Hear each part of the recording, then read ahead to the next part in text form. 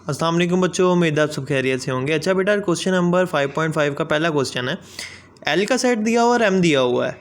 अब लिखा हुआ फाइंड टू बाइनरी रिलेशन। और बेटा अगर आप गौर से देखें, एल मल्टीप्लाई एम भी लिखा हुआ है। मल्टीप्लाई करने का तरीका मैंने आपको सिखाया हुआ है कि जितने एलिमेंट्स वहाँ पे हैं उन सबको दूसरे के सेट के एलिमेंट से मल्टीप्लाई कर दो। लेकिन मल्टीप्लाई तो हो गया, आप मल्टीप्लाई कर लेंगे, लेकिन आप कहेंगे सर ये टू बाइनरी रिलेशन का मतलब क्या है। बेटा देखो, एल और एम के दो निकालने हैं और एम मल्टीप्लाई एल के दो निकालने हैं। रिलेशन क्या होता है?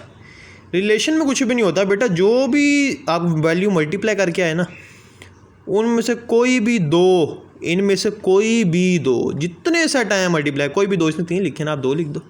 2 पूछे 2 लिख दो, एफिशिएंट बनने की ज़रूरत नहीं है।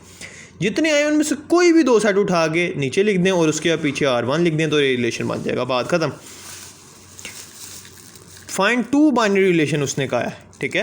टू बाइनरी रिलेशन का है किसके? एल और एम के। एल और एम का एक रिलेशन पहले लिख दिया, कोई भी 3 लिख दिए, 6 थे तो 3 लिख दिए, और उन 3 को छोड़ के बाकी 3 अगले में लिख दिए, R1 R2 बन गया। इसी तरह एम मल्टीप्लाई एल के निकालने थे, उसका बनाया। इनमें से 3 सेट उसमें लिख देते हैं, ये जितने बने 3 उसमें लिख दो, 2 उसमें लिख दो, वो आपकी मर्ज़ी है। लेकिन आपने 2 रिलेशन बनाने थे, वो अलग-अलग बना दिए, बात ख़त्म। हाँ, इनमें वैल्यू सेम भी हो सकती है, ज़रूरी नहीं है कि सारी अलग-अलग ही हो। बाज़ वैल्यू 3 हो तो आप क्या करेंगे?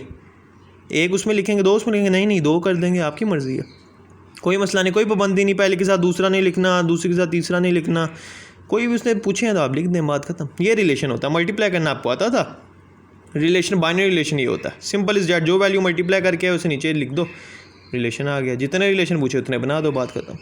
सिंपल सा सवाल है, लेकिन ये शॉर्ट क्वेश्चन में आता होता है और ये बहुत इंपॉर्टेंट है। ठीक हो गया, जज़ाकल्लाह खैर।